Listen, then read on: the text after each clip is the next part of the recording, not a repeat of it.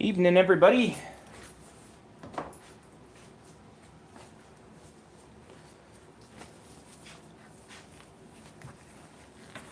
So, as you can see, we're actually not at the workbench for tonight's Talkin' Trains, which is why that's not in the title.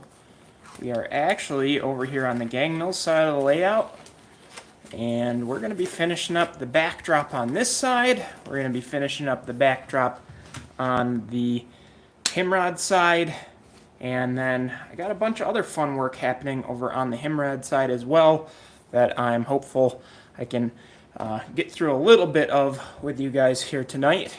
And so, yeah, we're gonna just jump right into this. So you can see this is the last of the backdrop that I need over here on the gang mill side. It should match up pretty well with what I've got. There's going to be a little extra here as well that we'll have to kind of deal with. Not as much extra as I'd like, though, unfortunately.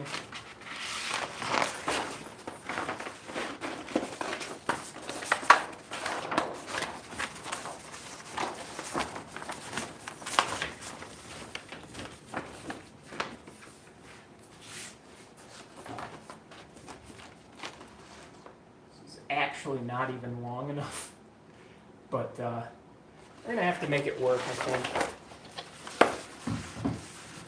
So the challenge that I'm dealing with over on this side of the layout is actually that we've got a little bit shorter of a backdrop than I do on the rest of the layout.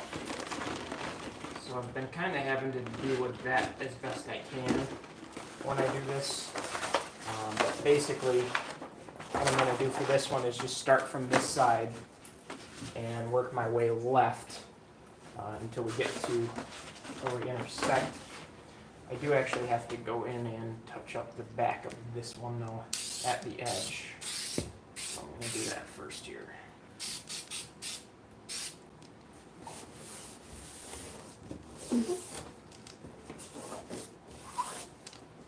Okay.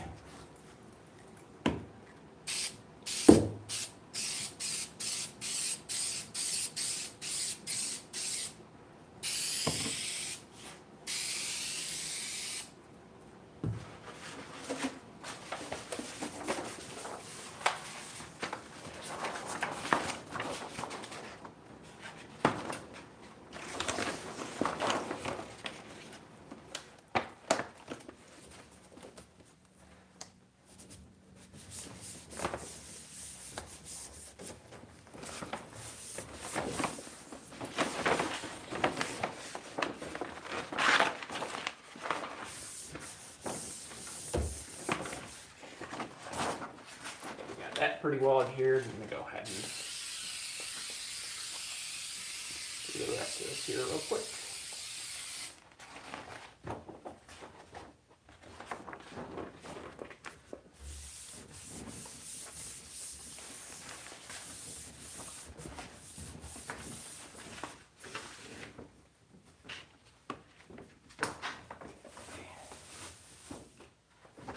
A little bit of adjusting just to make sure that the hill lines up properly over here. In fact, I may rethink this entirely.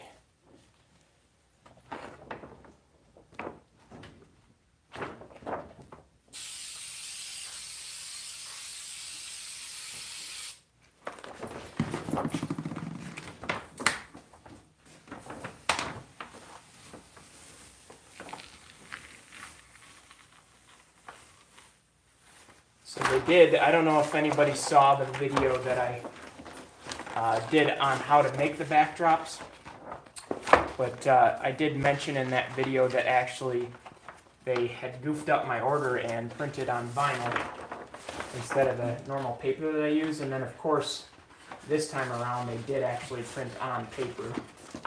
So now I've got to go from a vinyl backdrop to a paper backdrop, and I'm hoping everything looks okay. But we'll see how that goes. Okay, I'm just trying to get the right-hand edge lined up. And then I need to make sure on the other side we end up lined up with the hill. messing with me here. I think that's really where we need to be. Hopefully, call that good. And then have to go in and redo the rest of this here real quick. Touch up the glue.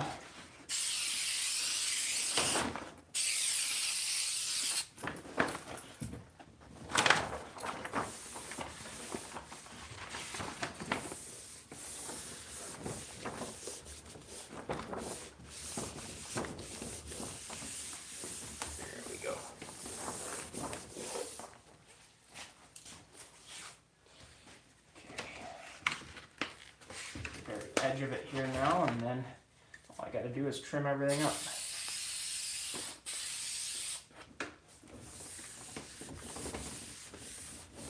Alright, cool. Alright, so let me check to see what's going on here in the chat, just because I haven't had the chance.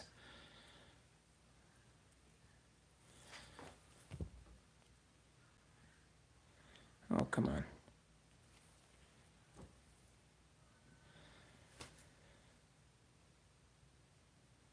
Yeah, Tim, that hardboard is a little bit short on this side. It's a little higher on the other side, which you'll see, but it's working fine for over here for gang mills. Get the nice hills in the background, and that's about all I'm looking for over here. This is a staging yard. It's not technically supposed to be modeled after the prototype gang mills, so it looks pretty good.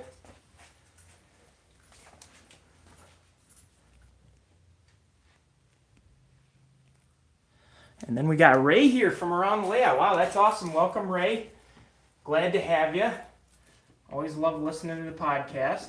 Glad to have you on my channel here.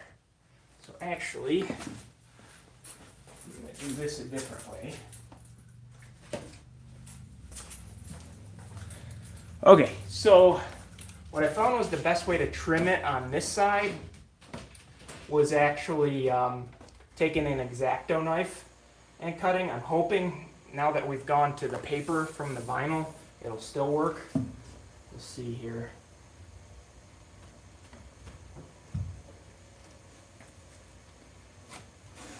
Oh yeah, this is gonna work great. I found that this gave kind of the flushest cut when I was using it on the other side. Yeah, not as flush as I would like. We're learning here as we stream. We may actually go around to the other side here.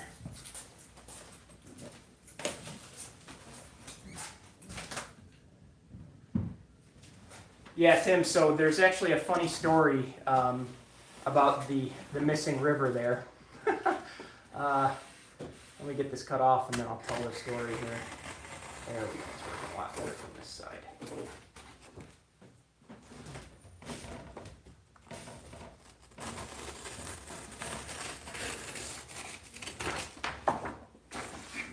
Shoot.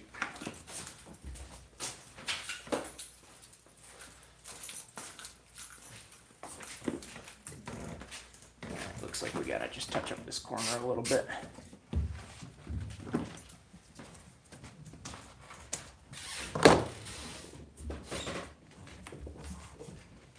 Alright.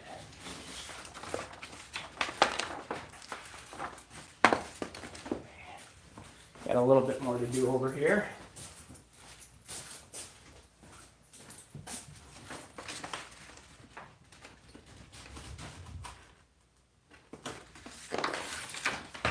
Okay, and then some of this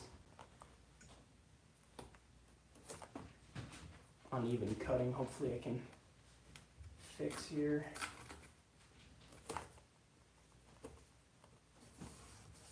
Alright, that'll do for now, and then I can go back and touch it up later. So, Tim, the prototype gang mills, I was out there ready to shoot the hills that were right behind Gang Mills itself. That was my first stop in the morning that I went out to shoot backdrops. And I sat out there for over 2 hours waiting for the fog to clear in Gang Mills so that I could shoot the hills that were directly behind the yard and the river that's behind the yard. And waited and waited and waited 2 full hours. Fog never cleared. So I ended up deciding to move on, and on my way back up towards Himrod, I stopped in Cooper's Mills, New York, and found these hills, and they looked pretty darn good, so I decided, well, let's shoot these, and that'll be what's behind the Gang Mills yard. So that's what we have. Maybe someday I'll go back and actually shoot the right backdrops behind Gang Mills yard, but for now, this is going to work fine. I'm pretty happy with how it looks. It gets the feel of the hills. You know, there was really good color in the trees for what I'm looking for, so everything worked out. All right, so bear with me here. I'm going to move the camera and the tripod over to the Himrod side of the layout so that we can get that backdrop done, and then I'll also show you the other stuff that I'm hoping that we can get done tonight.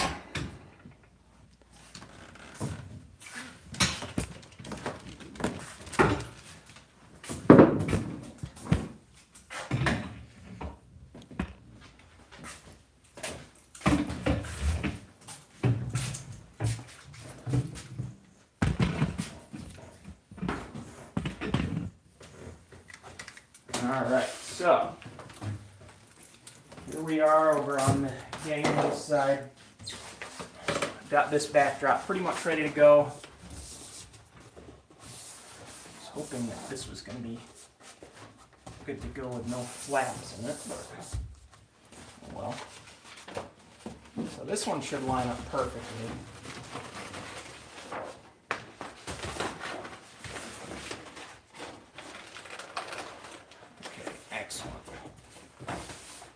You can see that one's going to work out really well. I just need to get the clips from the other side here.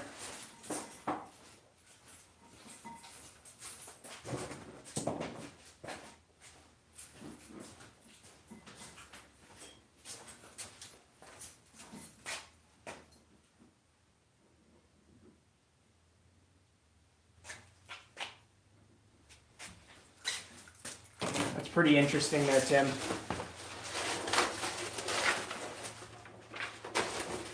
Well, maybe I really will go back down there and shoot those hills at some point. That way at least one of us can have a backdrop on their layout if that's something you're interested in doing. So we'll see. All right, so we're just going to dive on into this side. I need to make sure that this stays put. That's the only problem I'm having right now.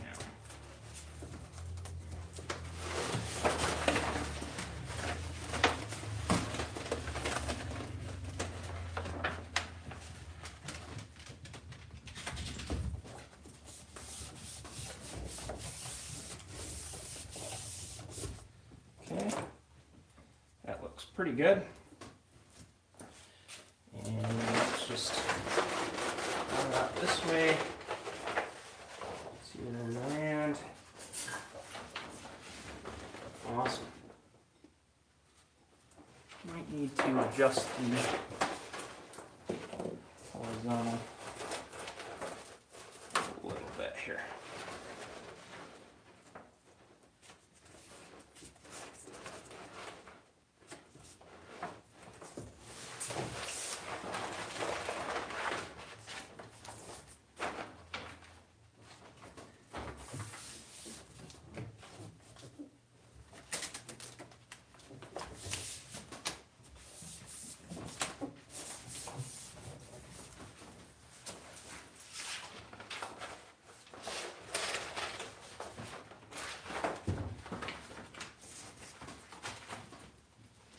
Alright, that's going to look good. Go ahead and get the spray adhesive on here.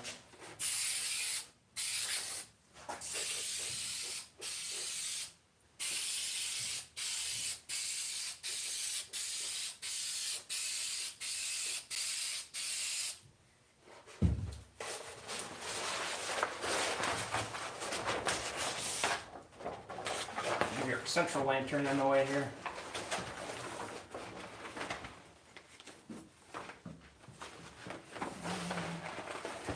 Actually, let's see. We want that to be about right there.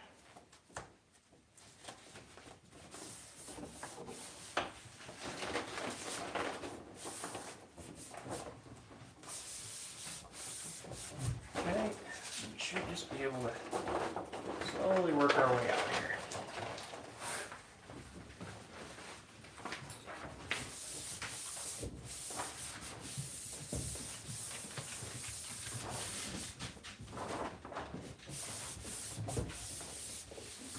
Excellent.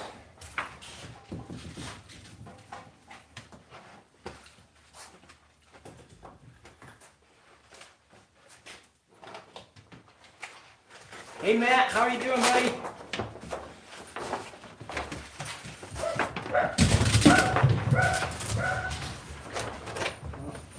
Sorry, Matt. Bronco thinks you're actually here.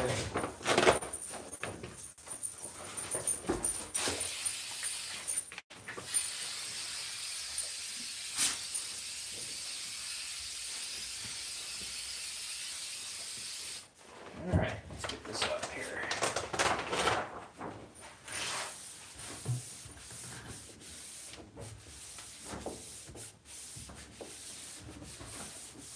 Bronco. Rocky. Want to say hi to everybody? Bronco. What you doing, buddy? Say hi. Bronco says hi, everybody.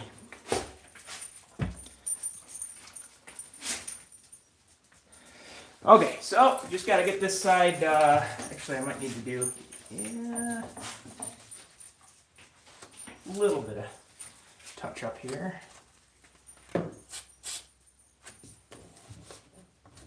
Okay. Now we just need to get this side trimmed down, and then we'll have complete backdrops over here on this side of the layout. So we're going to do the same thing as we did over here.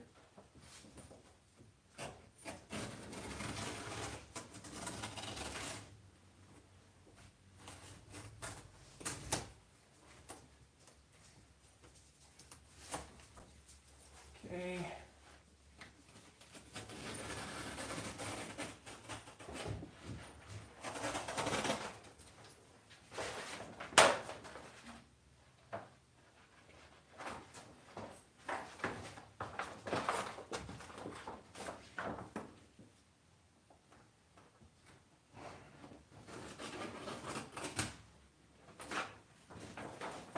That might pose a bit more of a challenge doing this vertically. See what we can do here.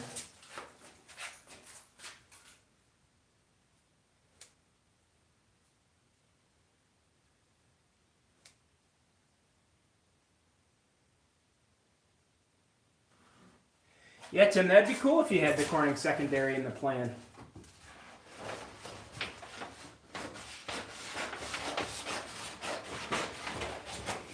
Turn that flap off of there. And hopefully we can do a nice clean cut with a pair of scissors all the way down.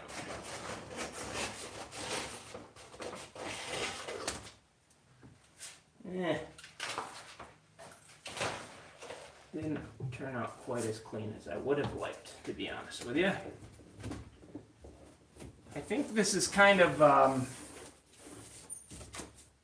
making me a little bit more convinced to go with the vinyl banners going forward and having to make these sorts of cuts. This is not something I ever had to do prior to this area, but the vinyl did a lot better job, especially on the other side where the backdrop is short compared to this. So I might have just learned a little bit of a lesson to just fork over the change and go with the vinyl for the rest of the peninsula that we're going to have to do.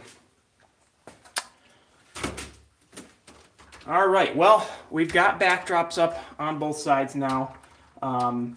Really quickly, I'm just going to, I had all of the cars pulled out of Gang Mill's yard in order to do the backdrop over there. So quickly we're just going to send those back over, and then we'll be able to get to work over here on the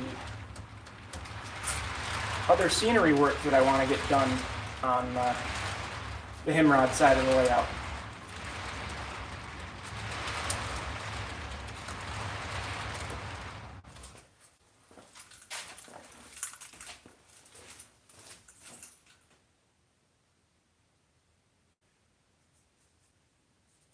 Hey, Kevin's here too. Hey, Kevin. Yep, Matt, we're always learning, aren't we? Absolutely.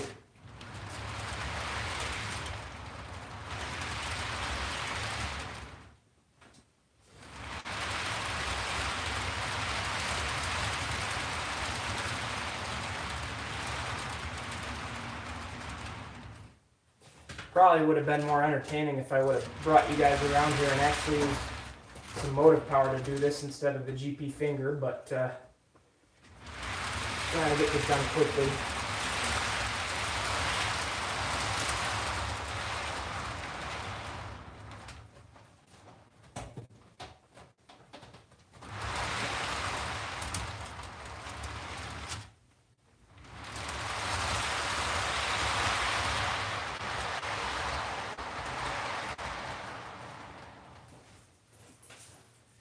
Okay, so we got that done. Need to get a couple more things here really quickly.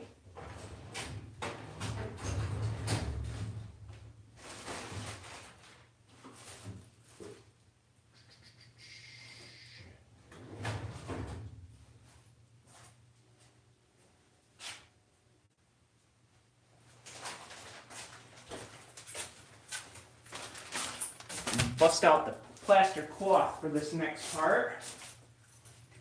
And I just need my water and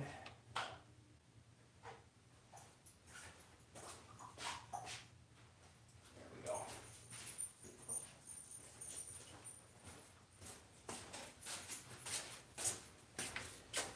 All right.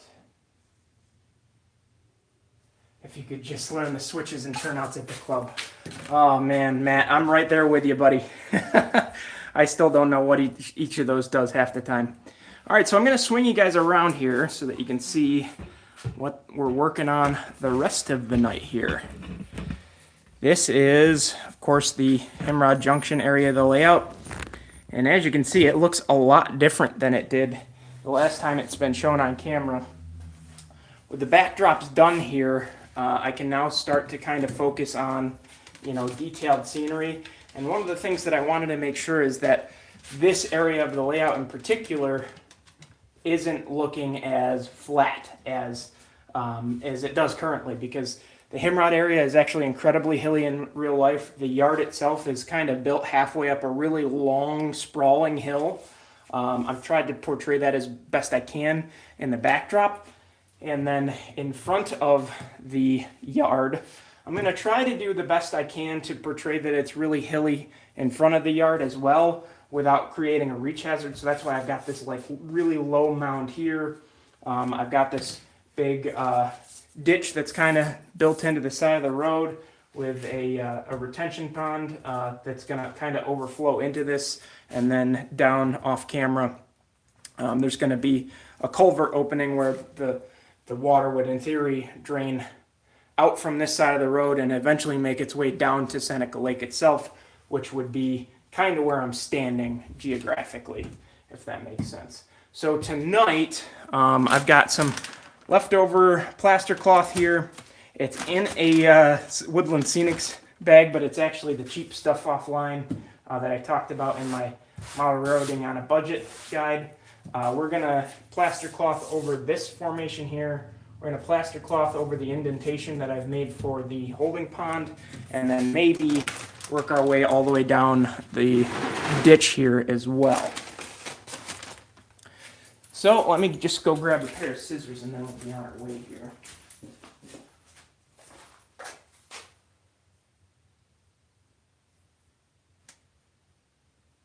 Yeah. Rick doesn't even know the switches either there, Matt, so I guess we're both in the same boat. It'll be nice once we get some redone panels in there. All right, so I got my water here. Just pour that out. Ooh, sorry to shake you guys there. All right, so this plaster cloth actually is narrower than the Woodland Scenic stuff is, so that I think is actually going to work out really well for what I'm trying to do here.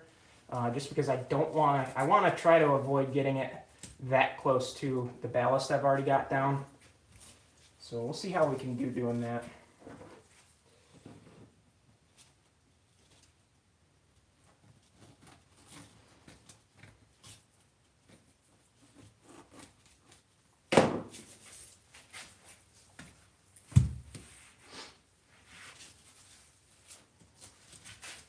One thing I might want to do is just cut a little bit off right here to make this go a little smoother, I think. Let's see. I think we're going to try to get away with that. So.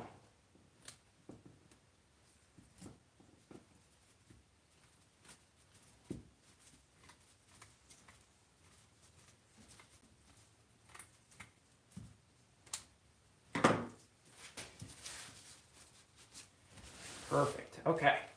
So I'm just going to dunk this and hope this part works out. I did see, the only way I've ever been taught to do this is by dunking it and fully soaking it. I saw the other day the guy from SoCal Scale Models, he just sprayed his already in place, which was pretty interesting. I'd be interested to try that method, but I feel like this is the method that gets the most coverage. So I don't know. Am I doing it wrong? Have I been doing it wrong my whole life here, chat?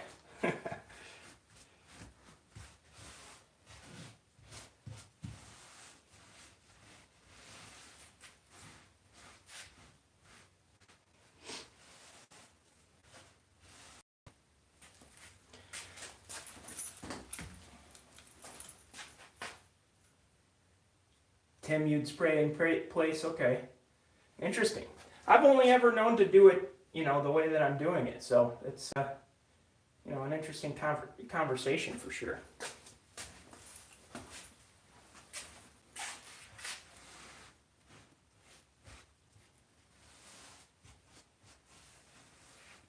Okay, that piece is looking pretty good. Let's move on to the next one here. I'm going to try to get this piece covered here. So hopefully one piece will cover the pond.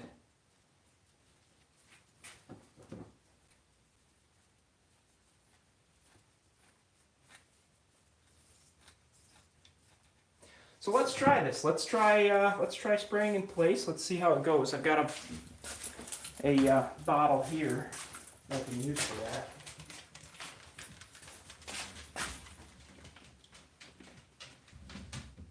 No accidents with the container of water if it's sprayed. Ye of little faith, Tim. I will find a way to make there be an accident, even with the spray bottle here. I can almost bet you.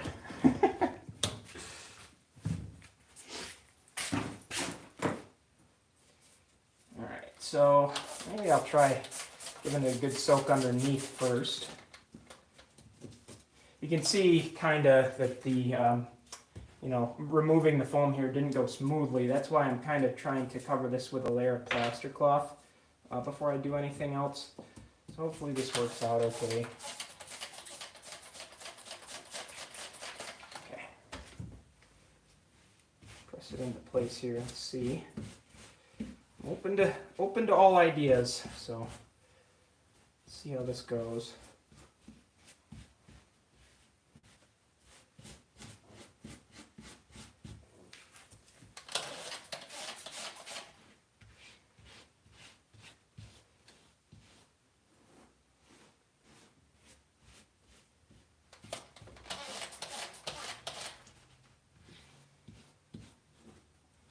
So I don't think it's the fault of the spraying in place method, but I'm definitely going to need to do a second layer of plaster cloth here.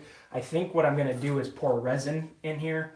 So I'm going to make sure that there's a good hard layer of plastic cloth in the little retention pond, and then I'm going to paint it over with a really good layer of some sort of waterproofing type of paint. I think it's what am I looking for here? The words I'm looking for. A silicone-based paint, so that it's more waterproof than normal. And then we can move on from there with pouring in the resin and see how it looks when everything's said and done. All right, so we can keep on moving with our plaster cloth here. I'm going to do this little area next, which I shouldn't need much for, and in fact I can probably get away with doing it this way. Yep.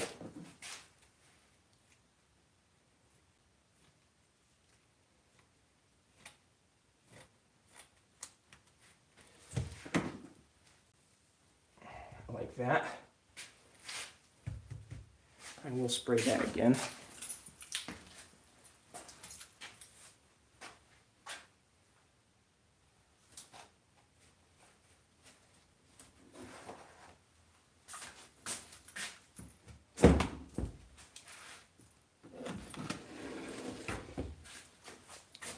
All right. Very carefully move the live chat closer to me so I don't have to keep walking back and forth here, but yeah, I think I like the spray method here.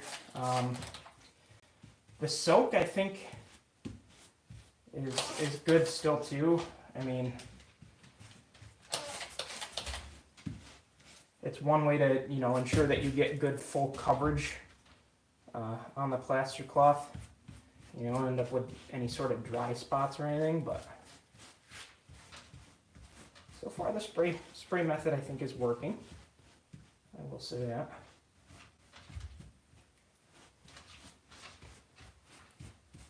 So I've got this little hill planned, and then kind of right behind where the camera itself is, I think we're going to do another hill.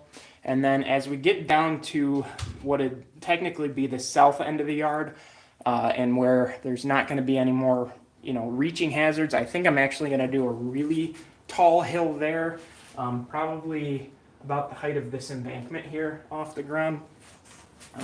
Sorry, I guess you probably couldn't see that, but the embankment that the Corning secondary is on, like this height of a hill over there, just so that there's a real break in the backdrop, or the break in the scene there. And I think that that's really going to help to make sure that this scene doesn't feel as flat as it is.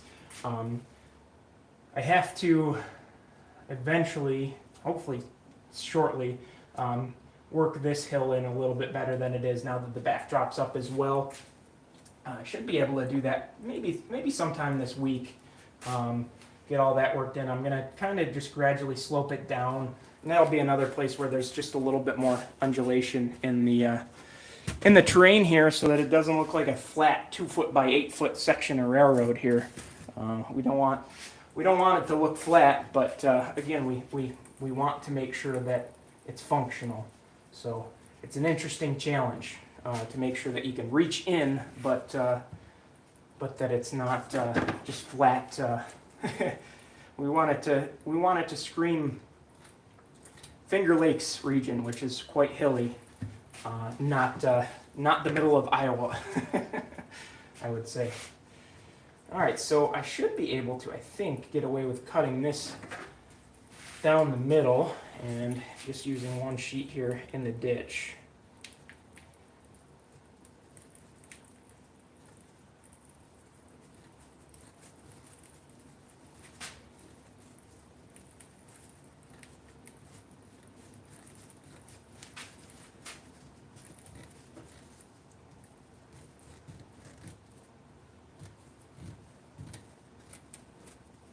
All right.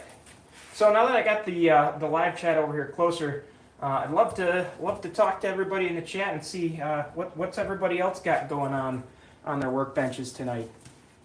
I know Rick out there, No Bill, he's he's bailing me out on a club locomotive project tonight. I already got a video from him showing me that some club locomotives that I installed, sound in one of them, really needed to get speed matched. So he did that, and then the coupler heights were way off, and I wasn't going to have time to get that project done either. So he took them home. He's got them speed matched, got the couplers all lined up properly, so that the club's got a nice ABA set of F units now in our club road name, the Buffalo, Rochester, and Pennsylvania.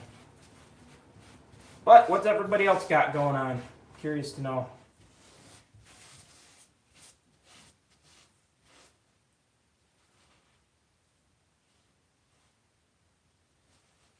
Oh man, Tim, you got some framing done out in the barn. That's exciting.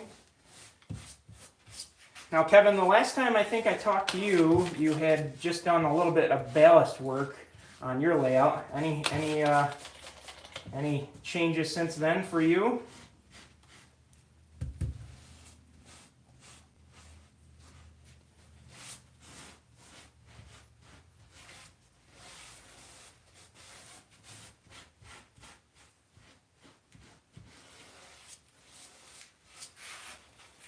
Yeah, I like the way that's working out. I just got to be careful to keep it off the road itself, I think.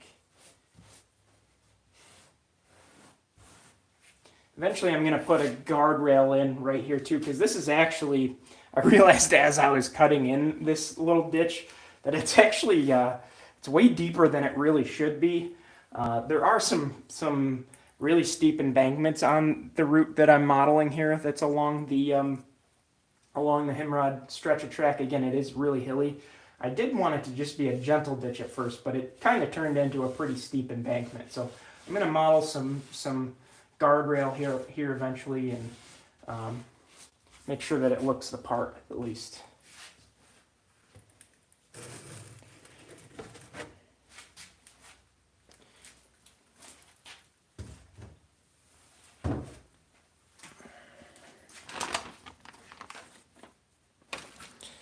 Alright, I'm going to try to move my tripod back here so you can see what I'm working on now without getting plaster all over it, which is kind of a dangerous game to play. The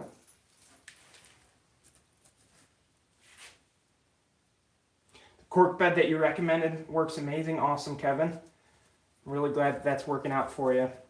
Yeah, well, top secret project that's coming up that I guess really I won't keep too much of a secret.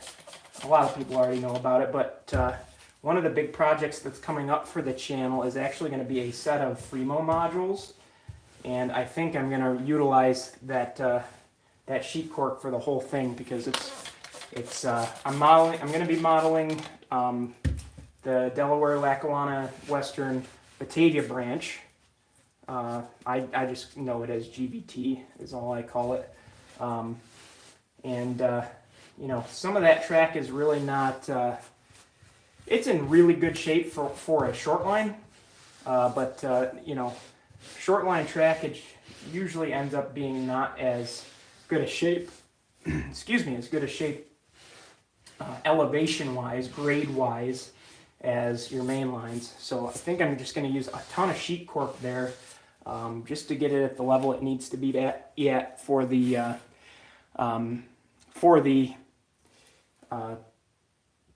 Fremo standards, but I'm going to use sheet cork basically over the whole thing so that the track looks like it's not very elevated.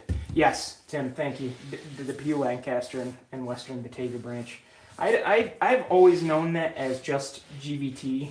I've never really known it as DLW or Depew Lancaster and Western. So, but yeah,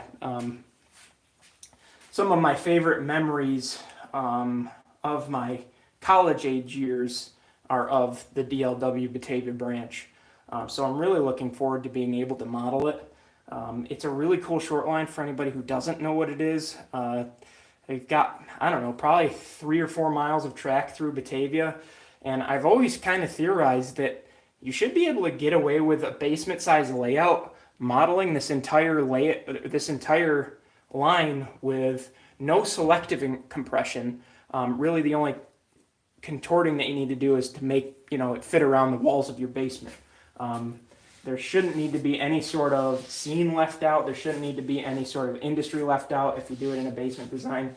So I already have my basement layout, so I managed to wrangle a couple members of the Genesee Society of Model Engineers into building Fremo modules.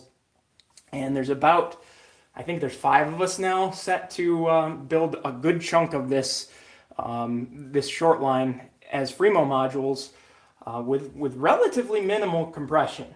Because they're Fremo, there's got to be more concessions made than there would have been if I was doing it as a basement layout. But for the most part, there's going to be relatively minimal compression. We've got I think I just did the math the other day, and there's going to be I think it's going to be 40 something linear feet of modules altogether. Should be pretty fun. Did Rob talk me into Fremo? No, Rob, well, kinda. I mean, Rob is a big proponent of modular model railroading for sure. But this is actually being spurred on by a project that we got asked to do for the Genesee County Fair. They asked us to set up some sort of display at the fairgrounds next summer to showcase, the world of model railroading. And I thought, well, what better way to showcase the world of model railroading than Fremo modules? And what better railroad to model it after than the Depew, Lancaster, and Western, which literally runs right behind the fairgrounds. So should be pretty cool to have it set up there. We're also hoping to have the GNO guys, the modular N-scale layout, there as well. Everything's got to be set up for the full week, so it's actually going to be quite the challenge to staff this thing. I think there's actually going to be a call for help going out to the Rochester Club, the NMRA Lake Shores Division, and I think the Western New York Division of the NMRA as well. Just because we're going to need help staffing this whole place the entire week that the fair's going on.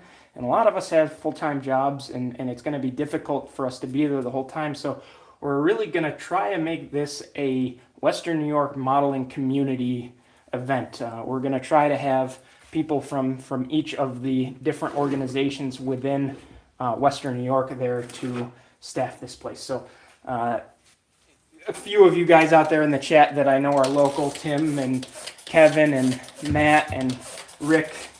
Matt and Rick are in the club at GSME. You guys might have the chance to come in and staff it along with the GNO guys and along with Western New York NMRA and Lake Shores guys as well. But it should be fun, and it's going to be a way to get the hobby of model railroading in front of an audience that wouldn't normally have a chance to see such a really cool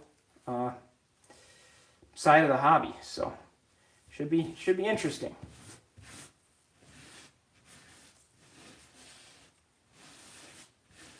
Oh, Kevin, you're in GNO. That's right. I think I knew that. I'm sorry, but cool. Yeah, so he'll be there, I'm sure, for part of it at least.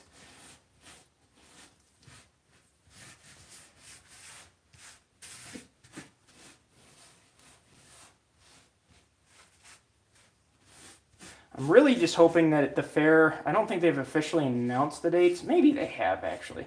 I'm hoping it doesn't end up the same weekend as the national convention, because I know there's a couple of people in our club that were looking to go to Detroit this year, so we'll see.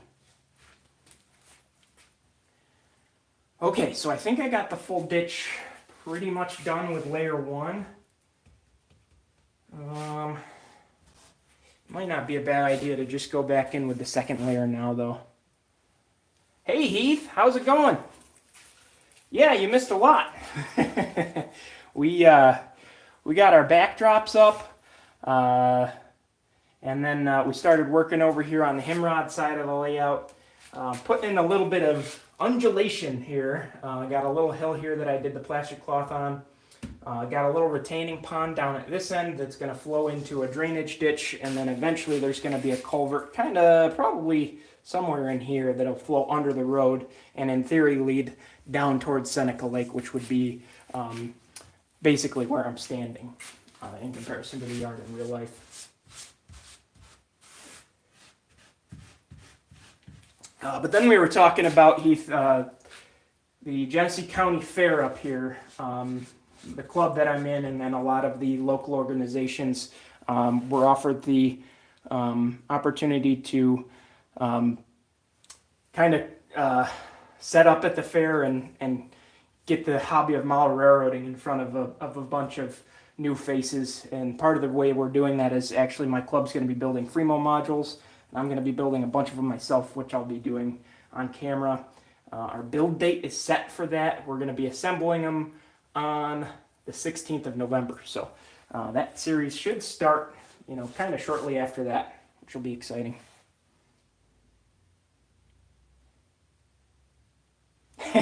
Yeah, everybody that models Midwestern America is trying to make their layouts flat, Heath, but this is the Finger Lakes region, and I'm sure you've probably driven through it once or twice, I would assume, and you'll know if you have that it's not the flattest area in the world. There's actually quite a bit of hill in between each of those lakes.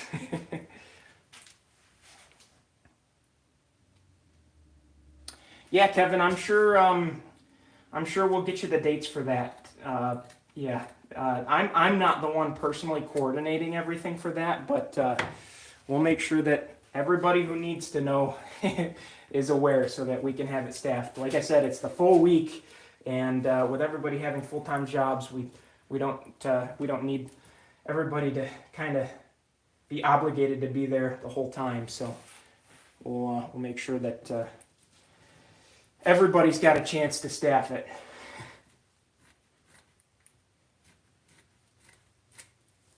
All right, I'm going to get my second layer of plaster cloth down here in the retention pond here, so that hopefully we can get our paint layer on that here quickly. Sometime this week, probably. I still need to order the resin. I'm going to be at the Syracuse show this weekend, so I might see if anybody there's got like that, the Scenic Express just pour it system or whatever it is. Might see if somebody's got that. That's all I'm looking to do here. I did the boomer method for the lake itself, and all my big water features I'll continue to do that, but I think because this hole is, or this pond is a little bit deeper, the resin's going to work out better for this particular area, I think.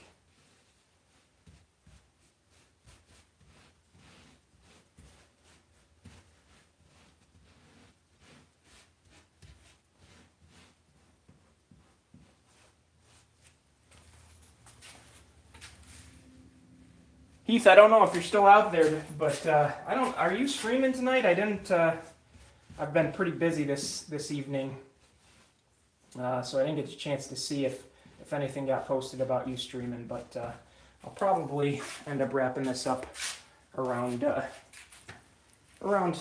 9. So.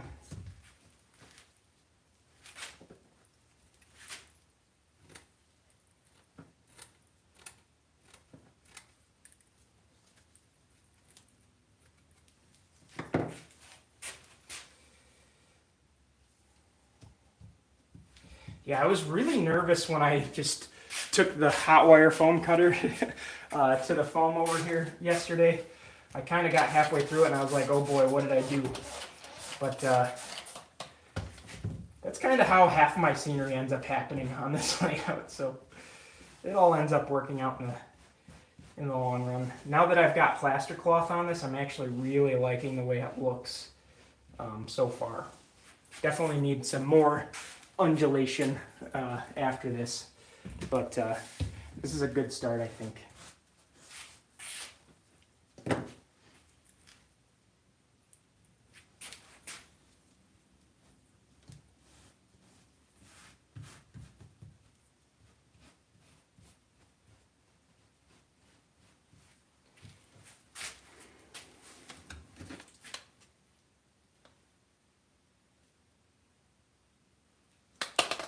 Oh, Kevin, I'm going to be there Saturday, dang. Myself and Mike Pyzik are taking a ride out there. I'm going to try to connect with some of the Fremo guys that are out there. I think I'm going to bring my track plan out there with me for the Fremo modules, kind of get some feedback. I've already gotten a little bit of feedback on it, so I'm fairly confident that it's Fremo compliant, but I just want to get the feedback of everybody that's out there, the experts, so to speak, and make sure, even if there's something that's maybe not, that's in compliance, but, you know, not ideal, that I get feedback on that before I break ground.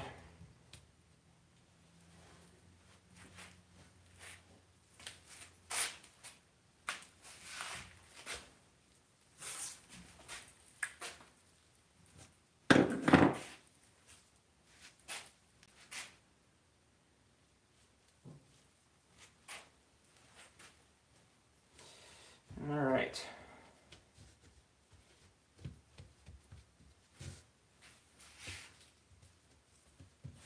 Yeah, so this spray method, I'm really happy with it. I don't know why it is that I never learned to do things this way, but now that I have, this will probably be the way that I do it moving forward, I think. I'm pretty chuffed, as the Brits would say, with how this is working out.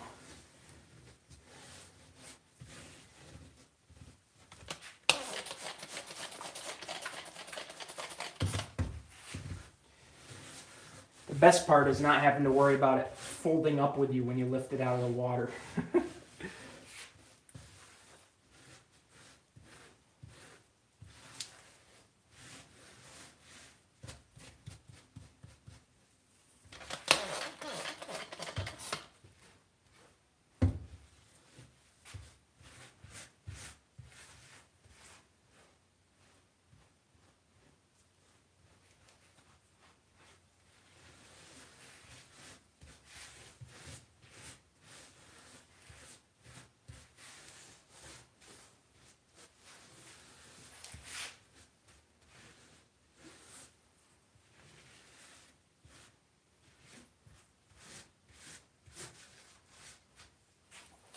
All right, home stretch here. I got one more additional piece to put on here. Somehow, I should not say this, but I'm gonna anyway. I'm gonna jinx myself. Somehow, I managed to not make a mess of the clothes that I'm wearing. And I fully expect to now make a mess of the clothes I'm wearing, because there's no way I can get away with saying that without it actually happening.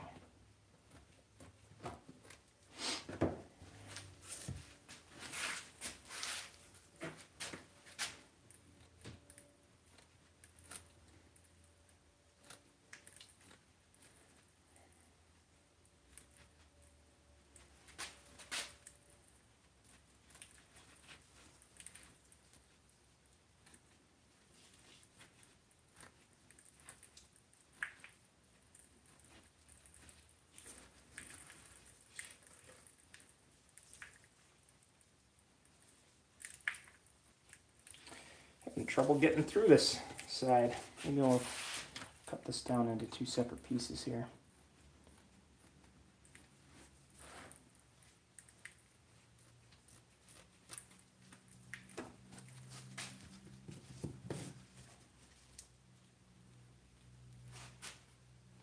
Yeah, Matt, this will be interesting, because this area I can't tree, because this is where you're going to be working in Himrod Yard. So I've got to do basically about as much as I can scenery-wise in a shallow depth, where I'm not going to be wrecking scenery when everybody's reaching over this particular area to operate. So should be interesting to kind of see what I can do to create a sense of, you know, it being an overgrown, maybe forested area, without actually putting any sort of tall trees in there. Maybe one or two, but you know, that would be, if I was to put any in there at all, it would be fully with the expectation that people are going to knock those over and I'm going to be replacing them all the time. And that would be okay if that's the case, but we'll see.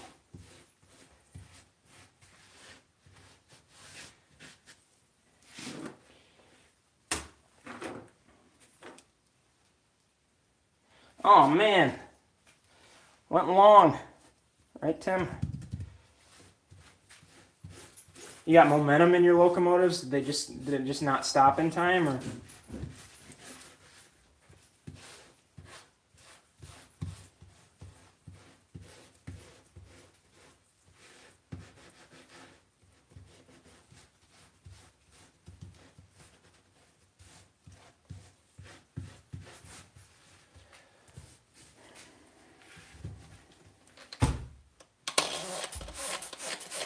Yep, Matt, probably more of that sort of thing. Some static grass, some bushes, you know, something to make it look overgrown.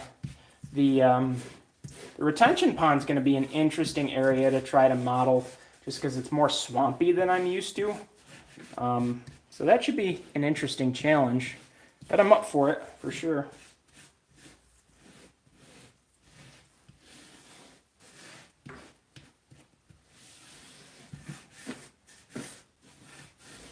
All right, let me get these gloves off, and then I'll show you guys real quick before we end it what the rest of this hemrod area is looking like currently.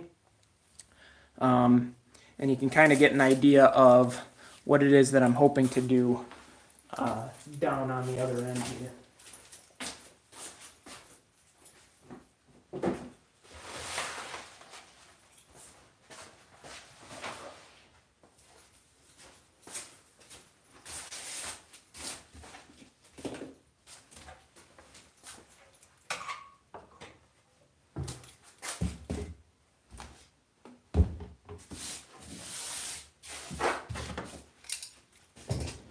Alright, so I'll swing you around here.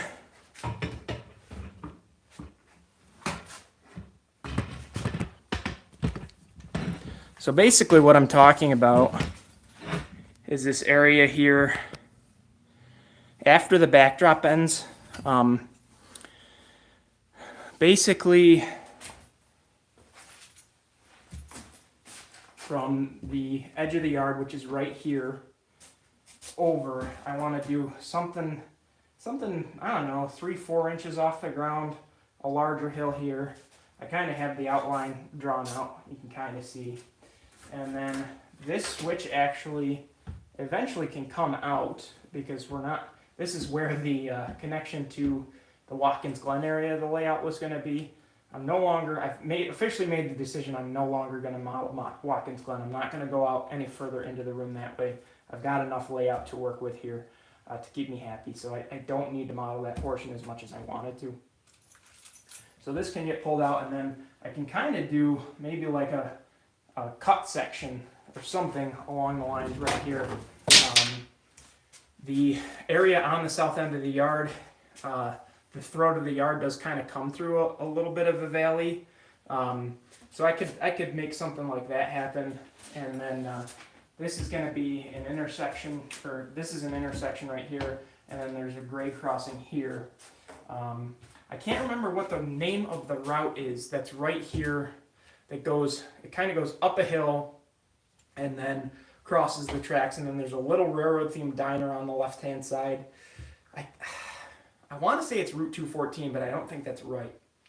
But basically that's what this whole route is supposed to be modeled after, even though this is a 90 degree curve, 90 degree turn. But that's kind of what I'm going for as the flare. That route kind of is, it follows the same north-south direction of the line. It's just a little bit further east in between the yard and the lake itself. So that's what this road is going to be. I need to put in the grade crossing itself. I need to finish up the road here and then paint it, and then we'll be able to continue on with the scenery itself. But I think that's about all we've got for tonight. Oh, hi, Train Boy. Sorry, I'm wrapping up for the night here, but thanks for stopping in. Thanks everybody else for stopping in as well. Really appreciate, we had quite the chat going tonight, pretty good audience, so appreciate you stopping by and hanging out, and we'll see you in the next one. Take care, everybody.